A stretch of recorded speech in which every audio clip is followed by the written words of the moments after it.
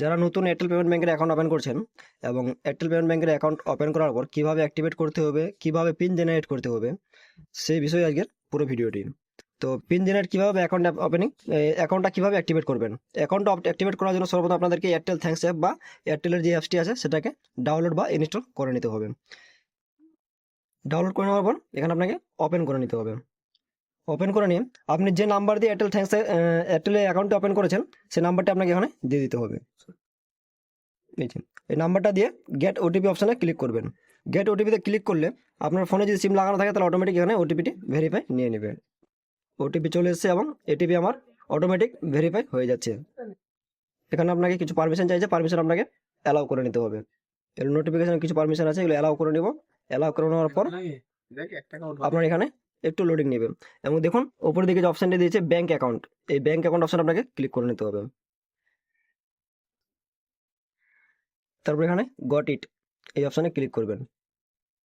এবার এখানে আপনার পাসওয়ার্ড, এখানে আপনার এমপিন চাইছে। আপনারা যদি এমপিন পেয়ে থাকেন তো ঠিক আছে, যদি এমপিন না পেয়ে থাকেন তাহলে ফরগেট এমপিন, এই ফরগেট এমপিনে ক্লিক করবেন।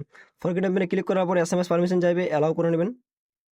এই যে গেট স্টার্ট, এখানে আপনার ডিভাইসটি ভেরিফাই করছে এবং ভেরিফাই এসএমএস চলছে।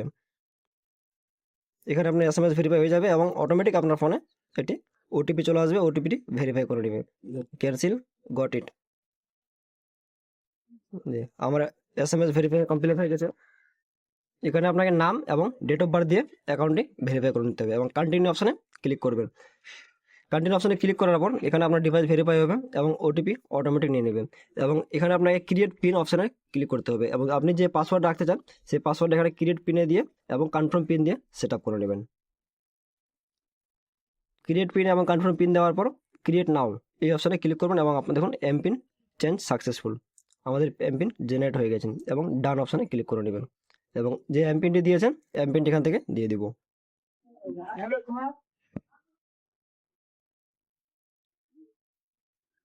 এখানে সেভিংস অ্যাকাউন্টে ক্লিক করব এবং এখান থেকে আমি আমার এটিএম কার্ড জেনারেট হয়েছে কিনা সেটি চেক করে নেব। সেভিংস অ্যাকাউন্ট অপশানে ক্লিক করে নেওয়ার পর একটু লোডিং নেবে, লোডিং নেওয়ার পর পরের যে ইন্টারফেসটি আসবে সেটাতে আমার শো হয়ে যাবে।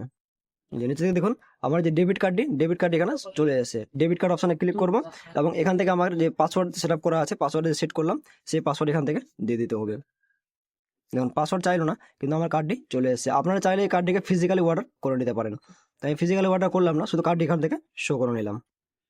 তো অ্যাকাউন্টে আমি এখনই ওপেনিং করলাম, তার জন্য এখানে 00 আছে এবং এটিকে আমি ফোনপেতে লিঙ্ক করে দেখবো যে অ্যাকাউন্টে আমার ফোনপের সঙ্গে লিঙ্ক হচ্ছে কিনা।